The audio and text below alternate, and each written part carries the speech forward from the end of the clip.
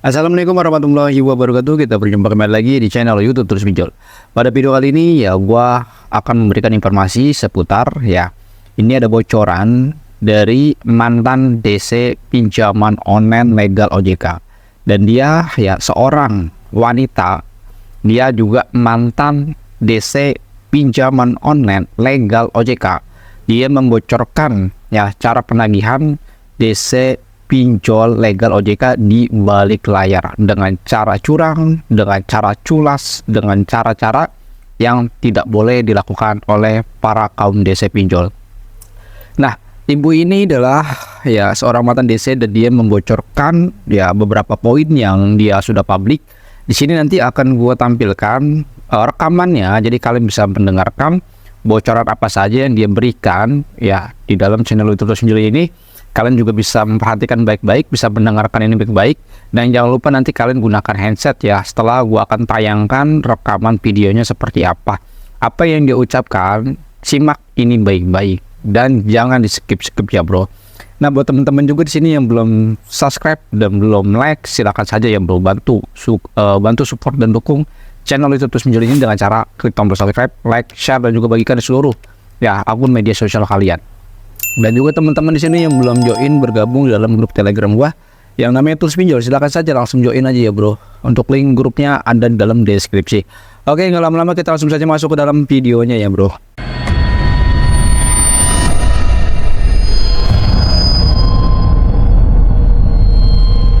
Pada video ini gua akan memberikan sebuah rekaman di mana seorang ya mantan DC pinjol legal OJK dan dia membocorkan cara penagihan dari DC pinjol legal OJK ini.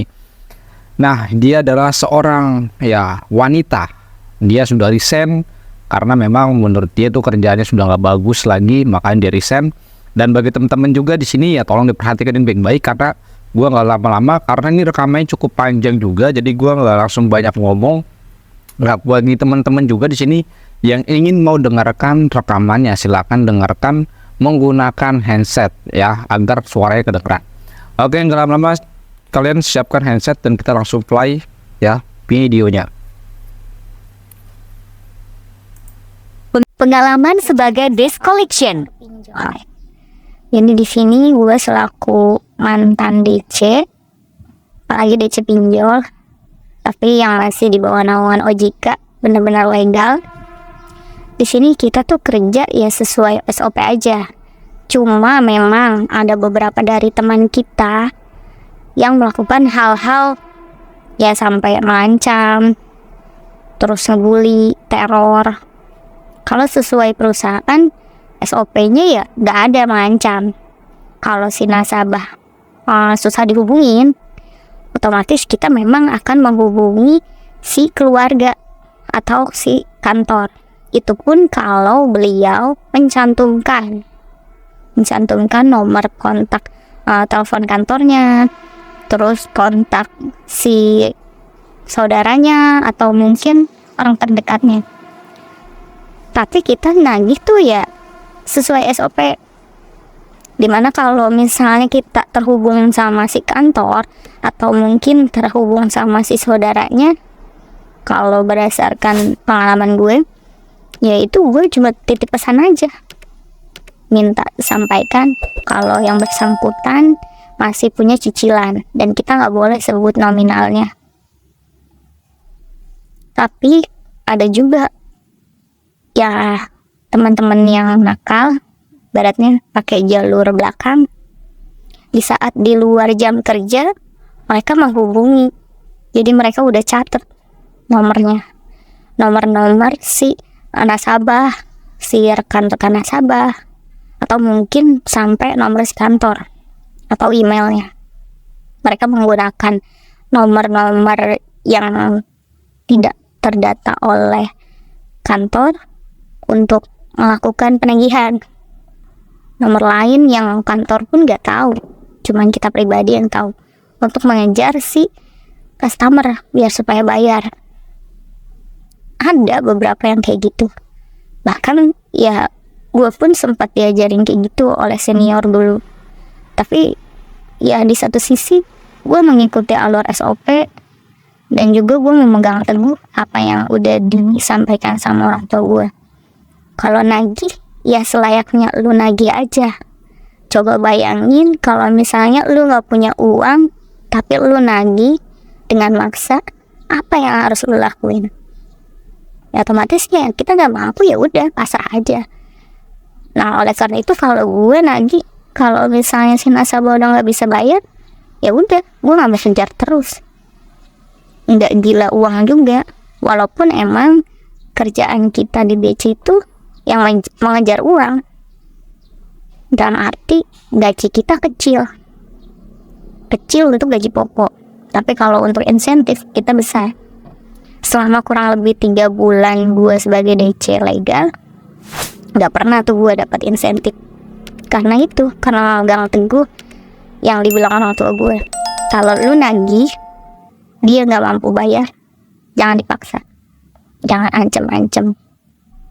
Coba bayangin posisi kita yang sebagai dia. Jadi nggak ada tuh gue ngancem-ngancem.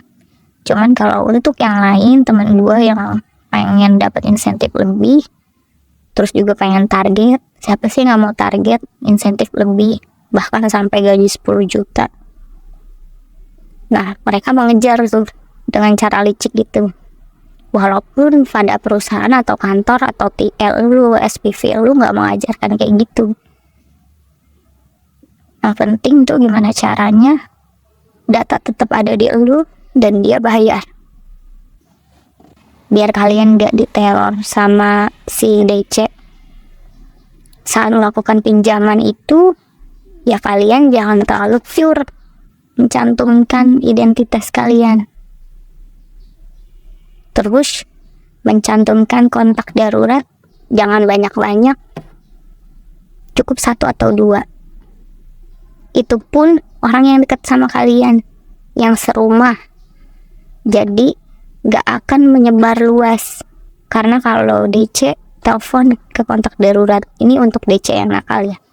Misalnya telepon ke kontak darurat 1, tidak terhubung, dia akan cari dari get kontak untuk nama si nasabah atau nama si kontak darurat. Kalau udah cari, otomatis menjalur di kontak darurat terhubung, misalnya namanya Novi SMP ini, dia akan nge-link tuh ke SMP, dia korek-korek segala macam, dia cari. Nah ntar dari SMP itu dia cari ada nama temennya nggak di situ, masih berhubungan nggak, segala macam, sampai akhirnya nemu nomor. Terus jangan terlalu mempublish kehidupan kalian. Pastikan juga jangan mencantumkan nomor telepon kantor, karena udah pasti nasabah akan dihubungi lewat kantor. Kalau secara SOP kita hanya titip pesan, tapi banyak juga DC nakal yang telepon kantor mengancam-ngancam, berpura-pura lah sebagai tukang apa atau kurir atau segala macam, biar tersambung sama si kliennya. Nah bagusnya kalau misalnya kantornya mau diajak kerjasama, tapi kalau kantor kebanyakan gak mau ambil pusing, merasa keberatan, ya otomatis kantor akan menyingkirkan kalian, si nasabah. Akhirnya makin tertekan lah kalian nasabah. Pekerjaan udah ada, teror pinjol banyak, akhirnya semakin sulit untuk bayar. Sebenarnya kalau kalian mau aman, sebelum melakukan peminjaman, kalian tuh udah pasti tahu, baca ketentuannya dulu. Kira-kira kalau saya pinjam segini, dengan tenor segini, tiap tanggal segini, saya mampu bayar nggak? Sanggup nggak saya bayar? Kalau kiranya kalian nggak sanggup bayar, tapi kalian kepepet pinjam uang, ya lebih baik cari pinjaman ke tetangga, saudara, kerabat, atau segala macam. Tidak perlu ke pinjol, yang nantinya akan menjerat diri kalian sendiri. Tapi kalau kalian merasa sanggup, itu udah jadi tanggung jawab kalian. Jadi tanggung jawab kalian setiap bulan di mana kalian dituntut harus membayar tagihan pokok beserta bunganya. Kalau misalnya kalian telat, itu per hari aja biasanya ada yang sampai 4% bunganya, bunga keterlambatannya. Ada yang 3%, tergantung dari ketentuan si platformnya sendiri. Nah, sebenarnya yang membebankan itu apa sih? Yang membebankan itu kita merasa sanggup untuk melakukan pinjaman, tapi kenyataannya di bulan atau di hari kita melakukan pembayaran itu gak ada pembayaran gitu. Dan akhirnya semakin hari semakin menumpuk dendanya, sampai akhirnya ya kita pusing sendiri. Jadi sebelum melakukan peminjaman, pastikan dulu keuangan keadaan kita sanggup atau enggak. Memang pinjol mempermudah, tapi Nah, itu adalah ya bocoran dari mantan DC pinjol. Ya, dia adalah seorang wanita dan itu banyak sekali bro informasi yang disampaikan oleh beliau ya. Nah, sebelumnya juga gue sudah mempublish ya tentang bocoran-bocoran dari DC pinjaman online ya. Pada waktu itu gue juga sudah mempublish rekaman gue sama mantan DC pinjol dulu ya, itu sama leader DC pinjol yang masih aktif malahan. Nah, ini sama bro, informasi yang disampaikan sama mantan DC sama DC yang masih aktif ini sama informasinya. Tapi di sini dia membicarakan soal terornya ya, soal teror dan soal cara penagihannya dan cara melakukan pencarian itu. Mereka juga sudah kasih tahu ya kepada teman-teman bahwa DC itu akan mencari Anda hanya melalui gate kontak saja. Ingat bro. Nah, DC itu tidak akan melacak kalian karena dia bukan orang IT, dia hanya sebagai petugas penagih ya. Tentu dia tidak memiliki keahlian dalam ya pelacakan di media sosial ataupun cara-cara ya seperti kayak hacker gitulah ya, enggak mungkin lah. Nah, buat teman-teman juga di sini ya, gue juga memberikan saran kepada teman-teman, kalau misalkan kalian gagal bayar, ya utamakan kalian menonaktifkan akun media sosial kalian secara sementara. Yang kedua, hapus nama Anda di gate kontak. Untuk tutorialnya cara menghapus nama Anda di gate kontak itu gue juga sudah buatkan tutorialnya. Jadi kalian bisa cek saja videonya di dalam deskripsi ya. Nanti di situ gue sudah sertakan juga. Dan teman-teman juga di sini ya, semoga informasi ini bisa bermanfaat, bisa manfaat juga, dan semoga teman-teman yang sudah menonton ini ya sudah nggak lagi takut. Nah, ada lagi satu poin yang disampaikan sama dia ini, sama mantan DC ini.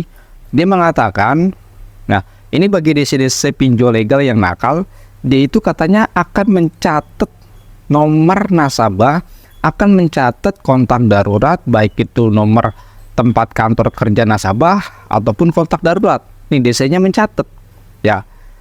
Kita juga sebelumnya sudah melihat tuh ya keterangan dari ya direktur utama dari pinjol ada kami, bahwa sistem dari pinjol ada kami ini yang seharusnya legal itu ya tim penagihnya atau deskolnya mereka tidak bisa melihat nomor ya, nomor kontak darurat atau nomor nasabah, mereka nggak bisa lihat ya karena tersensor. Jadi ketika ada ya nomor telepon, dia hanya bisa mengklik lalu hanya bisa kirim pesan, tidak bisa melihat nomor telepon. Namun ini kata DC, mantan DC pinjol ini, mereka mengatakan katanya itu dia bisa mencatat ya dari ruang kerja dia, lalu dia akan melakukan penagihan dengan cara-cara nakal, nomornya dia catat, dia salin. Nah, setelah di luar jam kerja dia melakukan penagihan yang barbar. Nah, ini yang sangat keliru juga ya. Ini seharusnya nih dari OJK juga, dari AFWI, dari SWI harus lebih perpop lagi lah untuk mengurusi pinjol-pinjol legal yang masih nakal. Nah, buat teman-teman juga, kalian tuh nggak usah takut yang namanya diteror sama pinjol. Apabila kalian diteror sama pinjol, wajib yang namanya galbay. Kalian tahulah bahwa gaji dari ya DC pinjol, gaji pokoknya itu kecil. Namun gaji pembayaran insentifnya ini besar. Nah, tadi dia sudah sampaikan juga bahwa bisa sampai 10 juta. Itu insentifnya doang bro. Nah, makanya biar mereka ini DC tidak dapatkan insentif, gagal bayar gagal bayar, dan jangan direspon chat DC. Ya, seperti itu bro. Kalau kalian seperti itu, DC-nya akan kapok dan akhirnya DC-nya akan resign dengan sendirinya. Nah, kita dibuat susah, mereka juga kita buat susah. Dengan cara apa? Gagal bayar bro. Kita gagal bayar, DC-nya makin pusing, DC-nya makin stres, dan akhirnya DC-nya resign atau bisa di-cut. Nah, mungkin itu saja informasinya aku sampaikan. Assalamualaikum warahmatullahi wabarakatuh. Salam gabe, tetap semangat, dan jangan lupa selalu dukung dan support channel YouTube Terus Pinjol ini dengan cara klik tombol subscribe dan juga di-share videonya ya bro sebanyak-banyaknya. Bye-bye.